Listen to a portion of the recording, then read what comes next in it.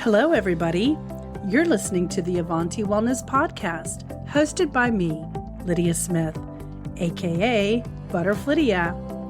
I'm embarking on my own transformational journey, and my intention is to inspire, inform, and support you all along the way. My hope is that we are all learning something new with each episode. So let's meet today's guest. Hi, everybody. This is Lydia. And today I'm excited to introduce you to Dr. Michelle Lamasa-Dawson. Hi, Michelle. Hi, Lydia. Yeah. So some of you may be hearing this name for the first time. So I'm going to let Dr. Dawson introduce herself, but I also like to share with the audience members how I know my guest or whether I know them or not. And so I'm just going to share this quick little tidbit that I was over the summer. I was watching a movie on Amazon Prime. It was called Emotion 2.0, and Dr. Dawson was one of the presenters. There was probably like 12 or 15 of them, right, total. And she was one of them. And it's so funny how you end up resonating with like one particular person in a movie in this case. And I just thought it was possible that maybe by chance I could find her, and maybe by chance she's still taking clients, and maybe by chance she would work with me. So I ended up reaching out. She was available at that time. She was taking clients, and we worked together for several months on what she is versed in, which is a modality called recall healing. And I'm going to let her explain what all that is. But also for the audience who doesn't know you, because this is a different platform, give a little background, a little bit about who you are and your history and all that stuff. So people kind of feel like they understand who's in the table today talking about the topic. Okay. Absolutely. So thank you so much for having me. And it's always a pleasure to chat and have these conversations, because I love that connection. And it is, for me, it's like that divine inspiration of, when people get to work together. And so it's wonderful that we did resonate and get to chat. So my background is, I've been trying to prove my existence for a long time. So So I have a degree in social work. I have a master's degree in religious studies, and I have a master's degree in psychology. And then my PhD is in mind-body medicine. And it's been a long journey from, when I was younger, feeling like, I want to be a counselor. But my mom said, oh, there'd be counselors are a dime a dozen. So then I'm all looking, in a different direction, but really knowing that my calling is in this work. And I really always loved that mind-body connection, thinking like, it's way more specific, I think, than just stress. Stress causes this, stress causes that. And so when I was in my master's in psychology, I took a class called health psychology. And at the same time, my aunt was going through a breast cancer. And so my cousin's husband's a DO, and he found German New Medicine, and ultimately Gilbert Renault, my mentor and the founder of Recall Healing, he came to San Diego. My cousin said, you have to come to this workshop. And I was like as soon as I was in, listening to the stories and hearing about the transformation that would happen when people had an understanding about what was going on in their body and why, the stress and how it was specific. And so I finished up my master's degree. I thought maybe a PhD in health psychology, but then in the journey, I found mind-body medicine, and it was a beautiful program. And it talked about all of what it really means to have this mind, body, spirit connection, and how we can do self-care, how we are our best doctors, and how we can really heal ourselves. So that's sort of my journey. My mom was very traumatized when she was a kid, all the way through. She was in a lot of different foster homes. She was sexually abused and physically abused. And so I think that, from knowing what I know, it was like an imprint for me to help fix that. And so that was part of the drive.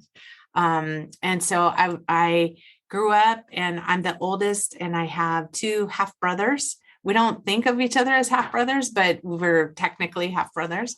And then I have three sons, all adult now. I try really hard to say not to say boys, my boys, because I was used to my boys. For 25 years, you probably said boys, right?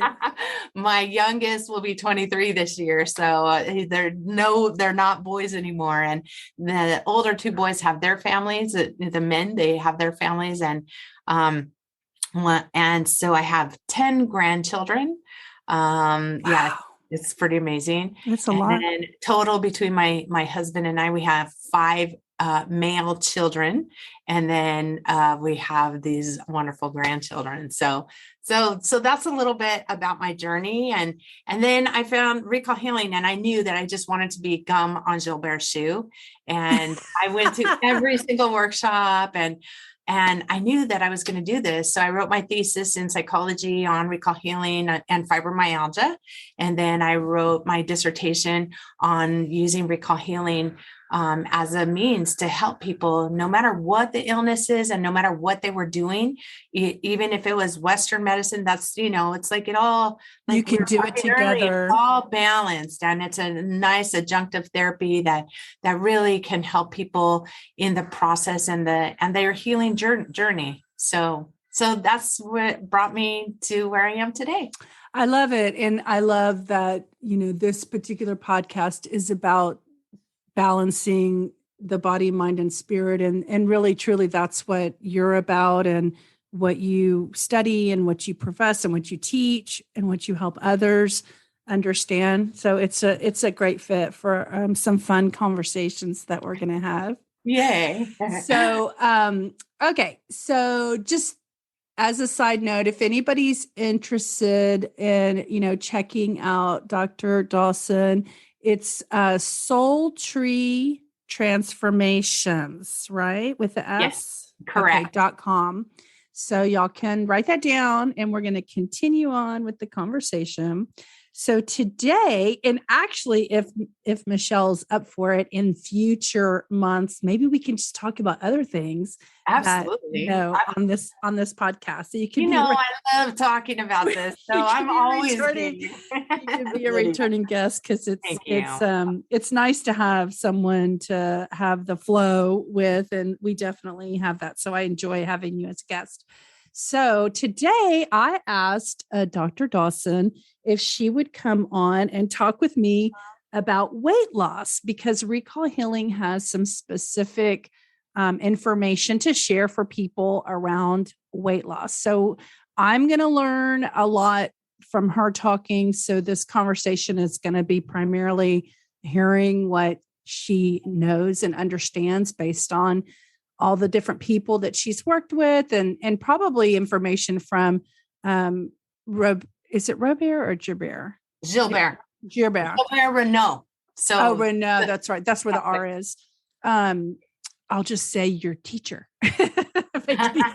My teacher, for sure. Anyway, so it'll be really interesting. And just as an aside, we'll talk about this later, but apparently I was just talking with her, and she said she has a weight loss workshop coming up in June. So we'll get some more information about that later at the end of the podcast. So, okay. So when I reached out to you and said, let's talk about, I know, first of all, I shouldn't say weight loss. I was like, oh no, she's about to correct me. See, I'm intuitive. I'm reading her mind. It's weight release. You release and you let go, hopefully never to find it again. Right? Exactly. Yeah. I've known that for years. I've heard that. I don't know why. I mean, I think I was speaking to all the other people who don't know about weight release. But so when people type in Google searches on SEO, search engine optimization, they're going to be typing in weight loss. So we're going to help find them and teach them a new way of speaking about it.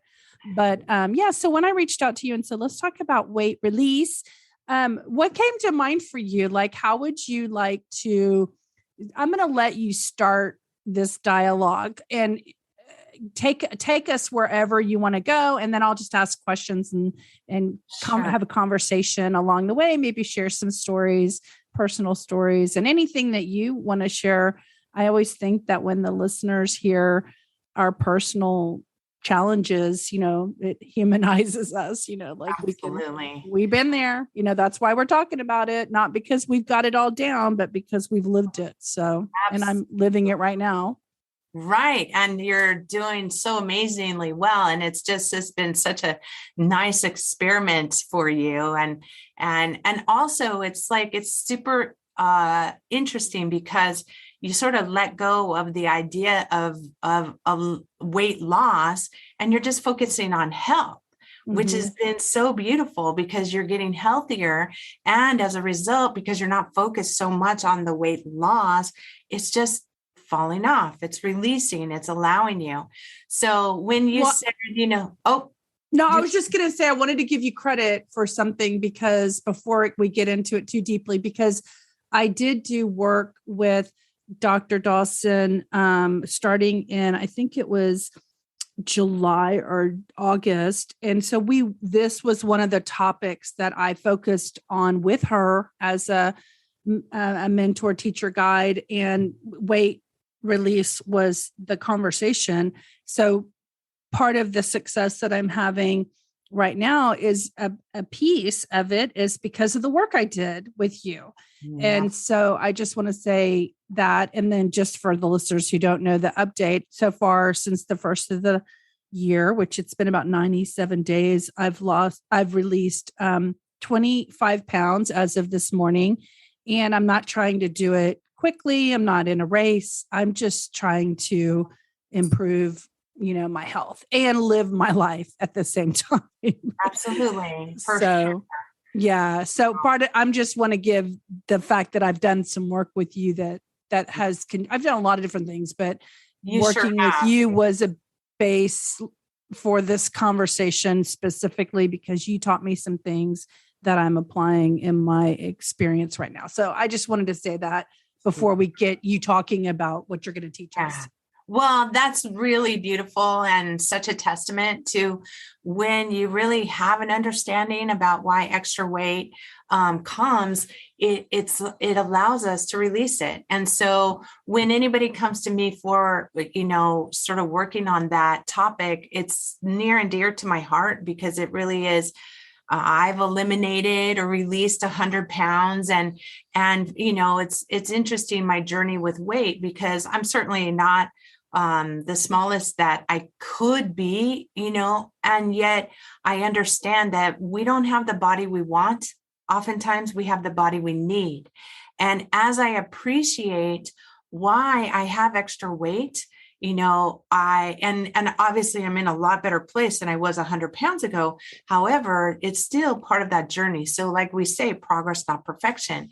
And so understanding, it was like when I was 38 years old, it's the first time that I took the recall healing class on weight loss, weight. It's too much weight, not enough weight is the same conflict, which also helped me to really understand. And so when I began to understand these aspects, and I'm going to talk about 5 different things for extra weight and 4 different things for not enough weight, because Awesome. It really is these aspects that we need to look at.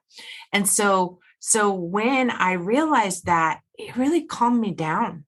It was the first time in my life that I hadn't been hungry, because everything revolved around food. When I was going to go out with someone, it was always like, okay, what are we eating? When's our next meal? What are we doing? I remember being a little girl and having all kinds of food and then shoving it under my bed.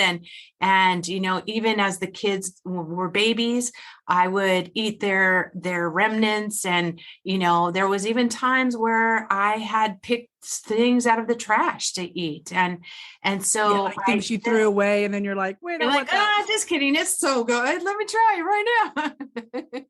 Or, I only do with that cheesecake of ice cream or whole box of cereal, or, but then understanding like some of these connections, and it really helped me to be kinder kinder and more loving to myself instead of looking at myself in the mirror.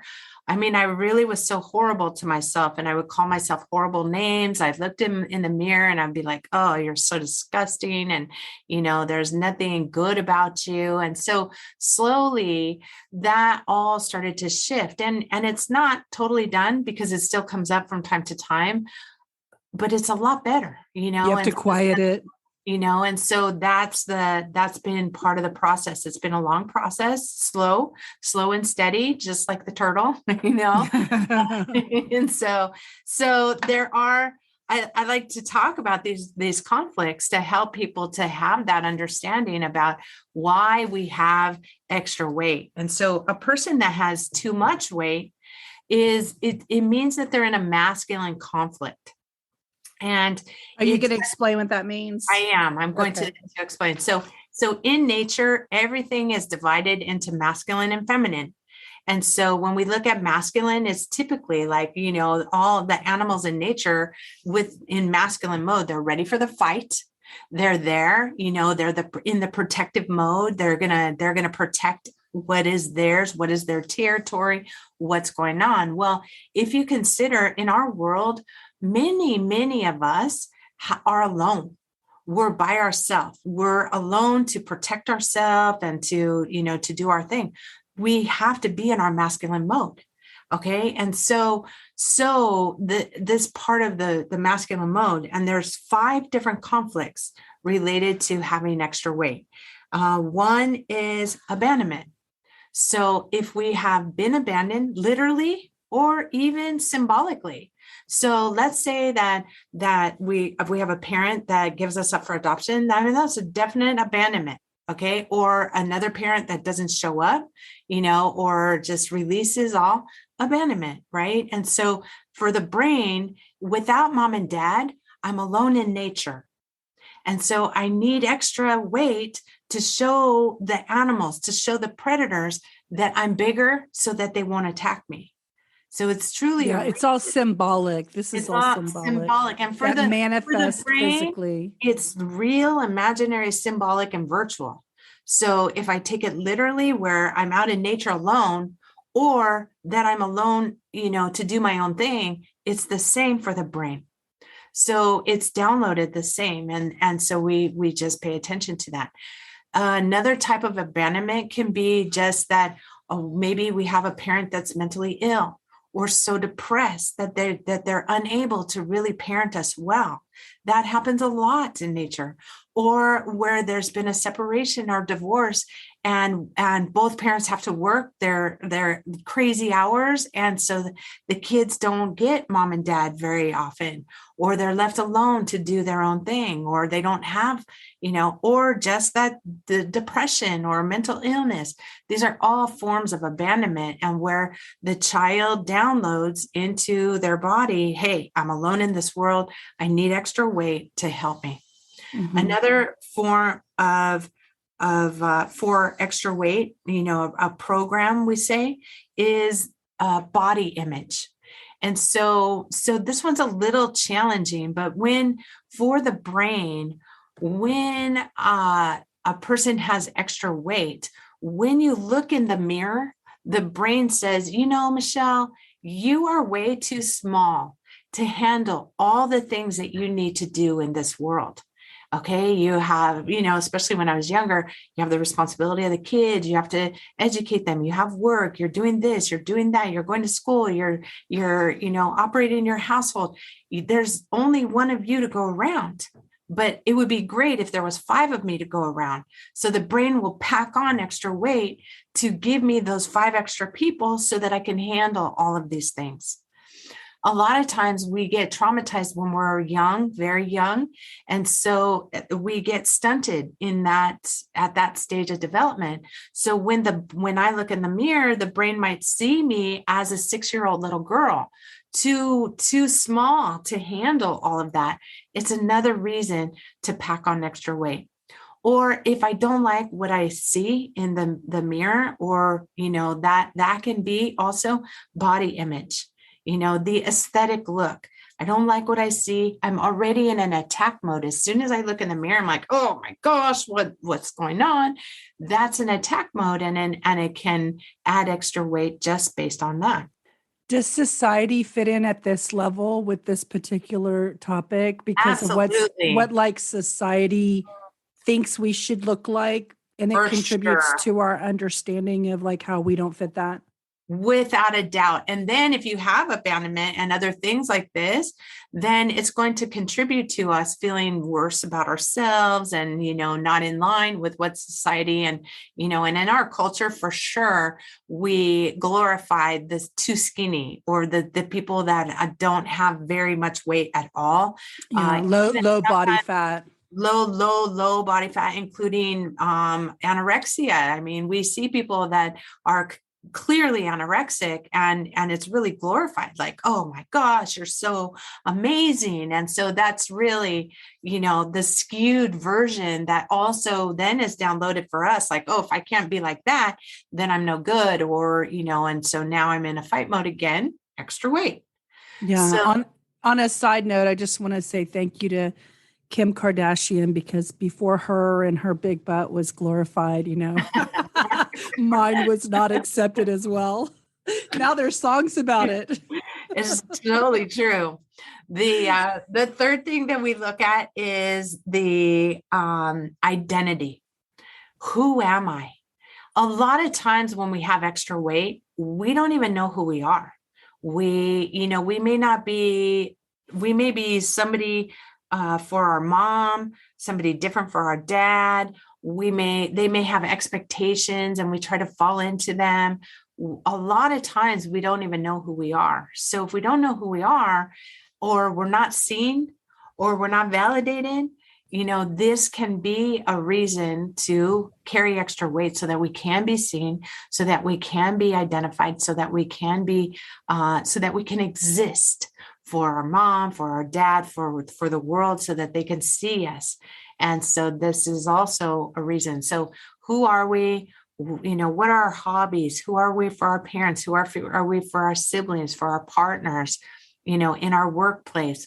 This is all. If we can't answer the question of what do you like? What do you not like? What motivates you in life? If you can't answer any of those questions, then that's an issue with identity that can be contributing to extra weight. I want to add my personal experience here to help the listeners think about their own. But this is what you said on that movie that resonated with me about my particular feeling, and which is why I wanted to work with you. And it's funny because I'm the fourth child and I'm a fourth daughter. So it wasn't like I was that unique, right? I was like just another daughter coming along. And so being the last child, you kind of think like, oh, they get all the attention and blah, blah, blah. Like that's like typical.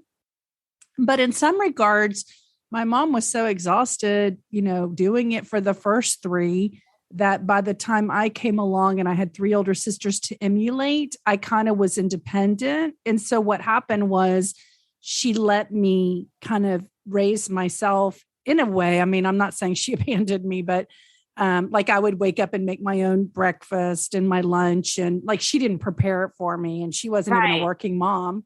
Yeah. And that is a form of abandonment. Okay. So it's not like so overt, okay, where mom's not there, but it's like mom was tired. And so she was, she allowed me to be this independent person. And I really wanted more from her. Yeah. And I knew that as a child that I kind of wanted, but at the same time, my oldest sister was 9 years older than me. And so she was like teenager. So like the squeaky wheel gets the grease, right? So anyway, I'm just saying that I think that I always had a hard time kind of creating my own identity because it was easier to fall into my sister's footsteps and do what they did instead of like pave my own path.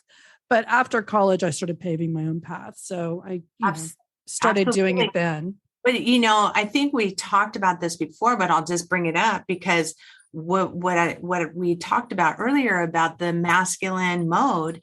And then as like an invisible loyalty, maybe to dad, who maybe wanted a boy, even if he didn't say that he wanted a boy. So you're independent, and what culture has really identified as a masculine role. That's sort of what you fell into as an invisible loyalty to dad. Don't worry, dad, I'm going to be the man, without even knowing that, Well, and I did want to make him happy. Like I was always trying to please him. I'd clean his room and his bathroom and be like, look, I cleaned your bathroom, right? Because I wanted to make him happy. Exactly. Yeah. So I wanted to exist for my father. And so it's totally true. But he was a little bit on the narcissistic side. So that was part of it. So of course, but it's still the download and what was going on, and a reason for extra weight. So it just makes sense. We also look at indigestible lack. And what we say about that, this touches what we call the endodermic stomach, which means that it's the old reptilian brain. And stomach is what we need. We need food. We need to have something, especially what we need is our mama. So with indigestible lack, it's I have what I don't want, but I don't have what I really long for, what I really need. It's vital. It's something so important to us. We need to taste and smell mama. And if we don't, and mama, as we grow older, it can be other things, but we need that love. We need that connection. We need it from both mom and dad. And if we don't get it at some level, or there's issues from above, then this creates the imprint of indigestible lack. So you're you're nourishing your need to feel comforted through the food. And if you weren't, and like I for sure, and I don't know about you, but Dr. Spock was a big guy in the time when I was a baby and early, 70s, and during those times. Well, it was encouraged for women to not nurse their babies because formula was far superior to the mother's milk, which we know now that's totally not true. Well, if you look at like 30 years from that time, 25, 30 years. Oh, that was me. Right. Well, what was going on in the 90s is this explosion of people being put on antidepressant medication. Well, the thing that happens when we nurse from our mom is that we create oxytocin and serotonin. This is the bonding. This is the security. This is, I'm connected to mom. I taste mom. I smell mom. I know mom. Mom knows me. Mom loves me. Mom feeds me. I have everything that I possibly need. I feel safe. I feel safe. I'm protected. I'm loved. I'm cared for. I have everything that I need.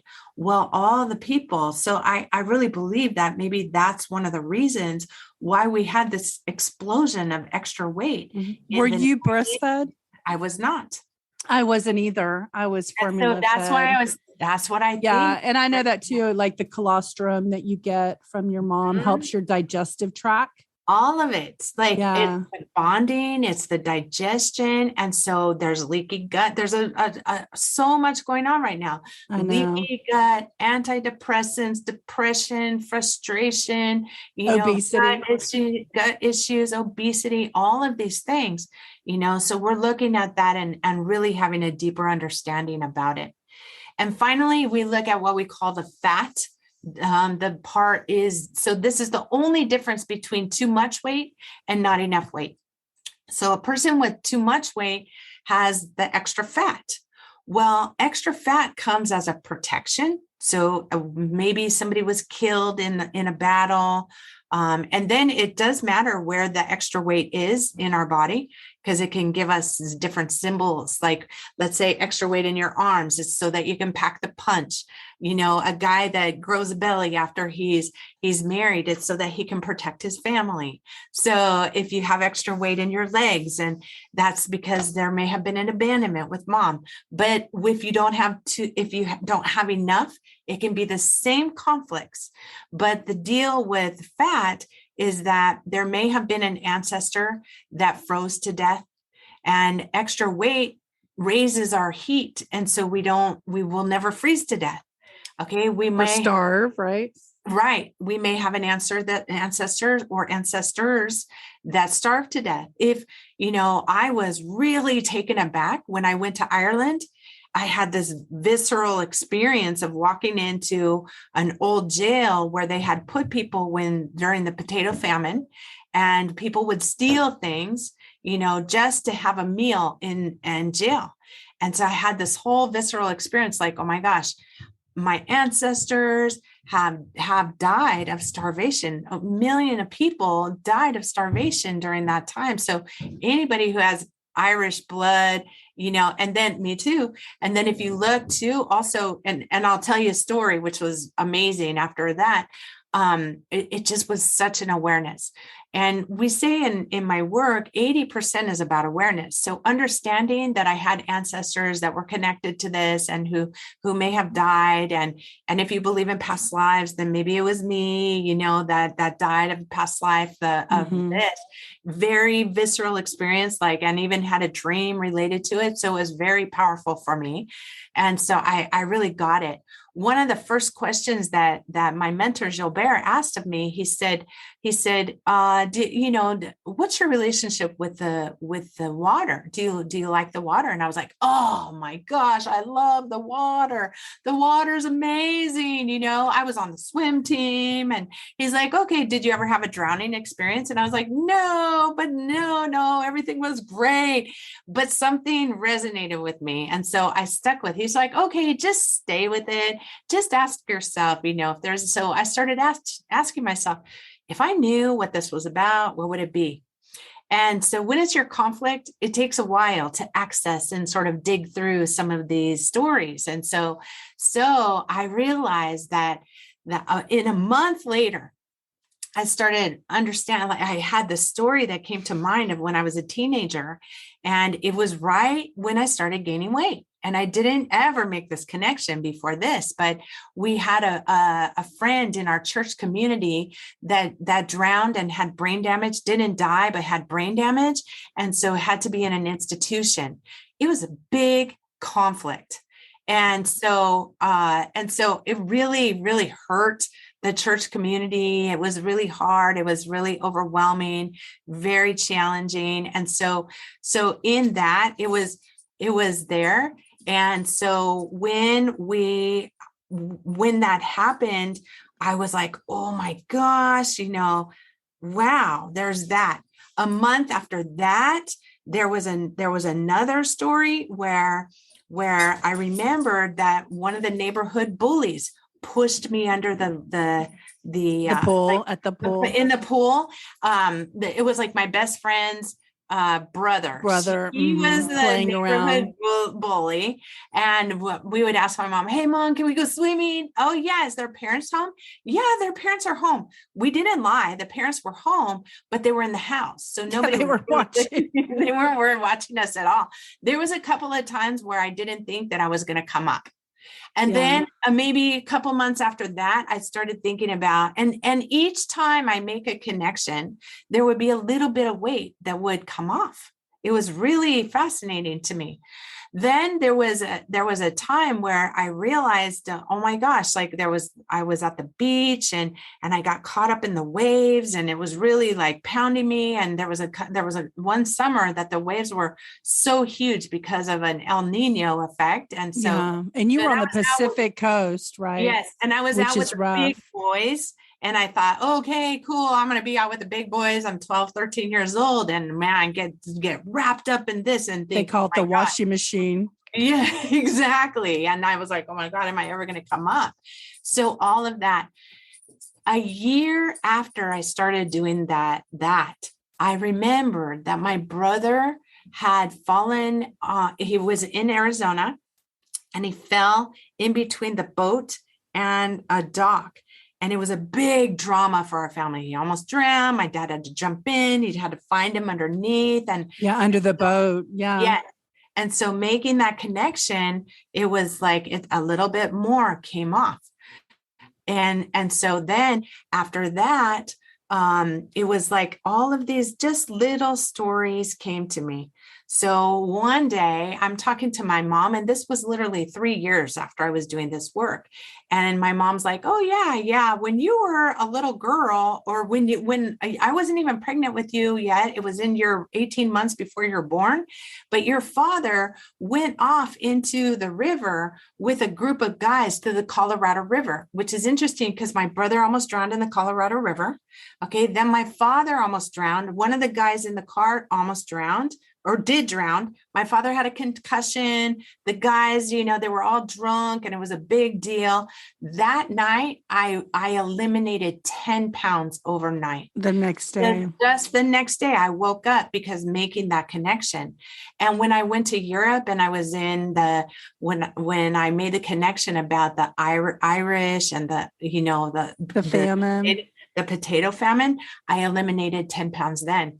Also, my son, Zach, lines up with me, and he almost drowned in the Colorado River. He also fell off a boat, and in between a dock and a boat.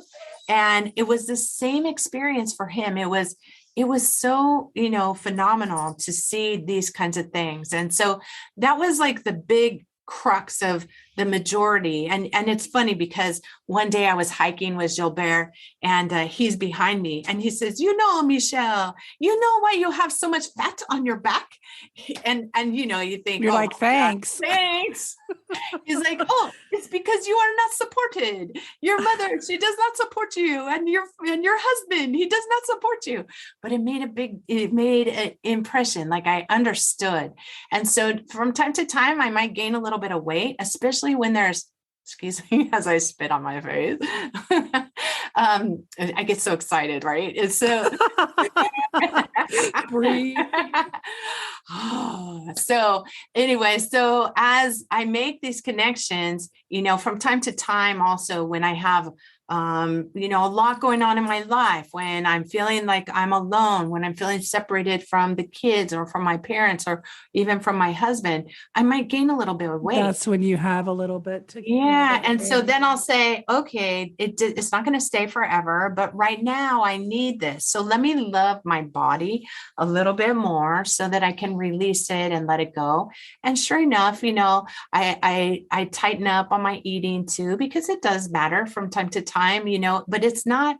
I could have before eaten only salads, and never eliminated any weight, because my body, I have the body that I need, not the body I want. And so as I got healthier in terms of emotionally, the first 50 pounds was really just about emotions. And then as I would make more connections and things would come up, I started being drawn more to healthier foods, even like what you're talking about. You're drinking bone broth every day. So you're being drawn in that process. And that's intuition. I mean, no one told me to do it. No, but you're still being drawn to it through your intuition and your intuitive wisdom that you have. And so it's just so good, so profound, and so and I want to say a few things from what you were talking about. I've never made this connection, but when I was like 4 or 5, I was on the stairs in a pool at my aunt's house, and my sister was there too. And you know how they have the little like pole that goes into the stairs that you can hold on to when you're stepping out of a pool. And I was just jumping from stair to stair, and I didn't know how to swim. And I went to the 4th stair, the one that was over my head when I jumped down on it. Yes. And I was I was too far away from the stair. I couldn't get myself back to the next step to get up. And my sister, I think she was outside of the pool, and we've talked about this, and she saw me, waving my hands or whatever as this little 3 or 4-year-old. And she came over and, basically saved me. And now we're adults, but she still has issues of needing to save me. That's something that she struggles with. Yeah, it is interesting. But I can see how even when I have weight on me now, and you try to jump, I'll try to jump in the pool at my gym and go down to the 11, what are they called? Feet deep, in the deep end. And I can't, I'm so buoyant because of my fat. I just pop right back up, have to tell people, like, if you're scared of swimming, if you have weight on you, you can't drown. You will And it's float. really, well, that really is. And I was really, I swam in the Mediterranean Sea, and there's so much salt in the Mediterranean That Sea. you can't Really sink. can't sink. And so Yeah. it's really fascinating when you start to look at it from that kind of perspective. It's a biological perspective. Well, and speaking of biology, I don't know if you know this fact, but I learned it watching some natural show, but chimpanzees, they cannot swim. So they can't get in water because they completely sink. And the reason is they have no body fat. They're all muscle. And so if a chimpanzee falls in the water, he'll drown. And so like another chimpanzee has to pull him out if that happens. So they don't even like get in, deep water because they'll just sink. I didn't know that. I didn't know that either. So, so then you don't want to be a chimpanzee either. No, exactly. Like 10% body fat is probably a good, life preserver around you. Exactly. And something practical, is that if we're in our masculine mode, what can we do to become more in our feminine mode? So I would literally exaggerate, and I started, also wanting to do these things, like do my hair and do some makeup. I started putting, nail polish on, but this was a gradual process that sort of started to happen. And, and then to identify all the places that I was in my masculine mode. There was a time I was in the car and I was driving and somebody cut me off and I'm like, hey, F you, like that. And just very much. And Gilbert was in the car and he's like, oh, Michelle, you are so in your masculine mode. He's like judging every little thing you do. Totally. Well, it's really in our daily life. And so it was like a constant session when he would come and stay with me. 3 weeks of Michelle, consider this. You had the laser fast track. Go home. You had the fast track because he was with you all the time. Totally. And so a couple months later, it just made me start to think like, wow, that's crazy. So, I would go to pick him up at the airport, and I would pride myself on how I could move myself by myself, from house to house. I could do everything by myself. I didn't need any man to do anything. And he would come to the airport and I would pop out to put his suitcase in. And he's like, oh, Michelle, you will break your nail. Don't break your nail. Let me do this. Where's your parasol? And he struggled with not enough weight. So he was more in his feminine mode. So he was teaching me how to be more in my feminine mode, and I was teaching him how to be in his masculine mode.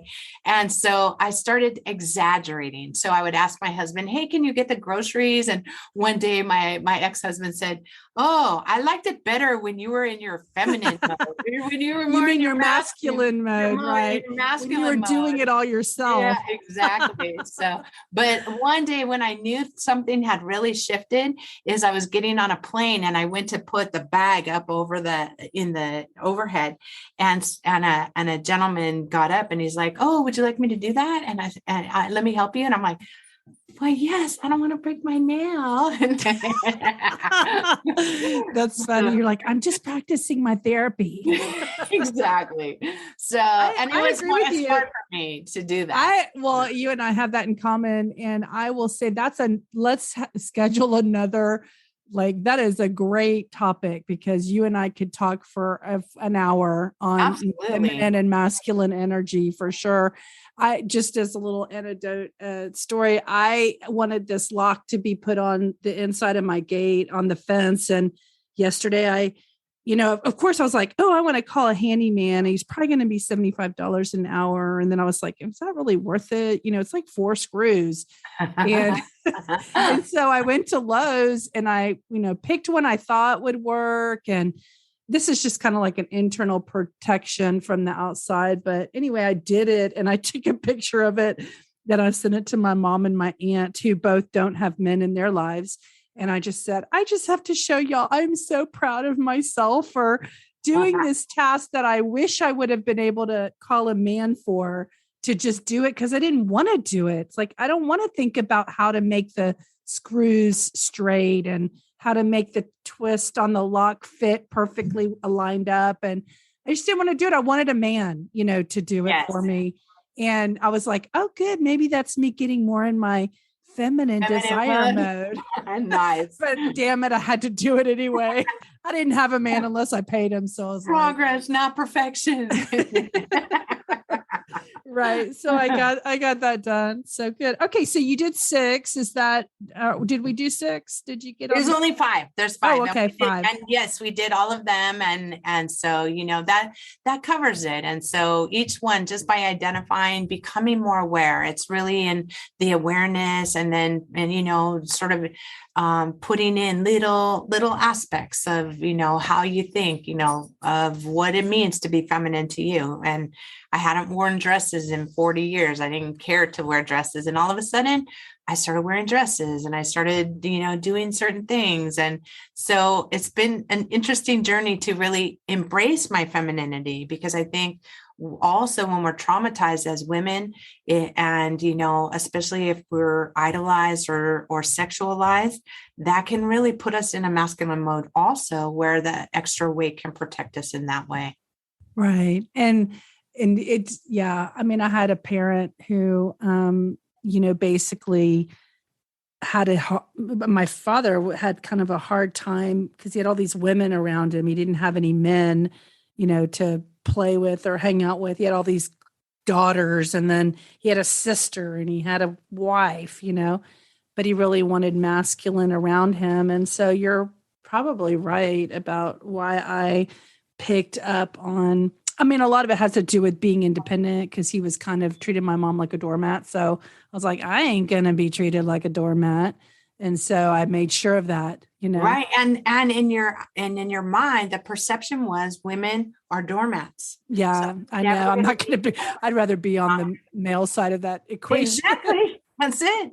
So it's amazing the agreements that we come to because of these experiences. So yeah. And like you and I've said before in another podcast, it's like, it doesn't change it just because you learn it, talk about it, identify it, create clarity around understanding it. Doesn't change it from having happened. You don't change history. You just understand it so you can release it. Absolutely. Right. So it doesn't have power over you. Right. And it's in the honoring process, because it did happen. A lot of times, so many people are just, brushing it under the carpet to ignore it or pretend that it didn't happen. Well, it did happen. Embrace it, honor how you felt about it so that you can move through it, and so that's the journey of what we keep going and growing. So yeah, and there's just so many different topics that people deal with that are issues for our lives that you can apply like a recall healing concept or modality to help create resonance and clarity and clearing, basically. Absolutely. Yeah.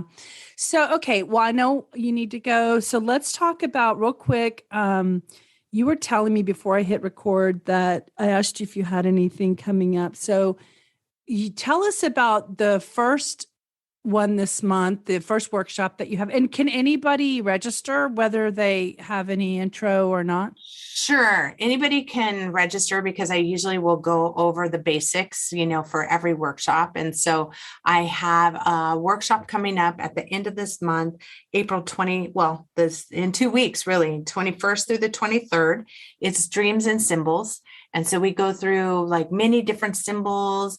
We dissect dreams. We see what comes up in dreams. We talk about animals and numbers. And oh my God, my sister would love that, because she dreams a lot. Lots of different things. And then I'll take several dreams from the participants, and I'll dissect them from a biological kind of analyze them. Yeah. And so I'll do that. And that's this month. And then in the first part of June 2nd through the 4th, I'm giving the weight workshop. And so too much, not enough, digestive issues, diabetes. We cover all of those topics on the weight workshop. And so if you would like to sign up, I would love to have, anybody. Where do they go? Come to soultreetransformations.com. You can sign up online, or you can call my assistant, Brianna, at 626-533-7019. And, you can also reach us at at recallhealingusa.com. So those are the ways to get in touch with me, and I hope to see people and these are Zoom workshops, right? Zoom. So you can sit. I've had a workshop with you and I got to sit on my couch all day. Yes, exactly. That's it. So you didn't know I had my pajamas on. The nice thing about COVID is that most of the teachings are online now, and I'll usually do one or two in person, but most of them are online. So I just think it's easier because you don't have to pay for a flight to Georgia or whatever. It's true. You don't have to pay for the flight. Nice. And you still have that synchronicity, people are asking me, are they recorded? So we don't send out the recording because we like that synchronistic kind of, and it's private. I mean, people share. I did it. People share personal stuff. People share things. And so we don't allow to have that. So, yes, it makes sense. And I will tell the listeners that you can feel connected in a online Zoom workshop, especially with you, because everyone's sharing very personal information because they're all there for their own healing. So yes. And the good thing is that some people sit in the workshop, as you know, and they don't say anything, and that's totally okay too. They might just introduce themselves and that's it. Yeah. And observe, and that's okay. And then there's other people who do want to share and we do keep it confidential, and we talk about that as well so that it doesn't go elsewhere, but that we're respectful and that people really are processing a lot of painful events. And so, the last thing you want to see is that on Facebook. Oh my God, there I am on Facebook. Yeah, no. Crying my eyes out. Exactly. So I invite whoever would like to come. I'd love to have you. Oh, great. Well, oh my gosh. Thank you so much, Dr. Dawson, for, coming today and spending your time to have this conversation. And I know that there's, many more helpful conversations that can be had. So you just tell me when you're in the mood to. Okay. Awesome. Oh, and you have a book. You want to tell everybody you're writing a book? I'm writing a couple of books. Oh, 4 books, right? Yes, like 4. Okay. So, but one of them is Till Death Do We Part, does not mean until my marriage kills me. And another one is From the Root to the Fruit and Everything in Between, Love Heals All.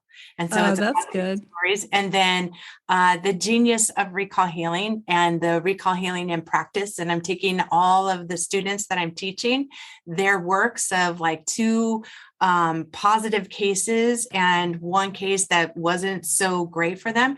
And I'm putting it in the book so that people can see the stories that you and I are sharing right now. That's beautiful. That's exciting. So congratulations on that big endeavor. Thank you. Yes. Now from completion, that's the next goal. We'll have to come back on when they're complete and you're ready for people to absolutely download or purchase or whatever. So anyway, thank you so much. We'll wrap it up. Is there anything you need to say before we say goodbye to the listeners? Yes. Thank you so much, Lydia. I love what you're doing. And I am so grateful to be a part of your journey and to be a part of these podcasts. It's just wonderful what you're doing for the world. Thank you. I mean, we're really just trying to create open conversations about hopefully topics that maybe people aren't talking about that can provide insight, information, and healing. Because absolutely. Like I like to say, when we heal ourselves, we heal the world. And, that's the healing is within you, and you just have to go discover it and uncover it. Nobody has your answers but you, right? Absolutely. And that's all we're doing is sparking and planting seeds. And hopefully I'll have a forest by the end of it. Perfect. Or a jungle, either one. All right. Okay, hang on. I'll talk to you later. Thank you. Thank you. We've reached the end of this episode.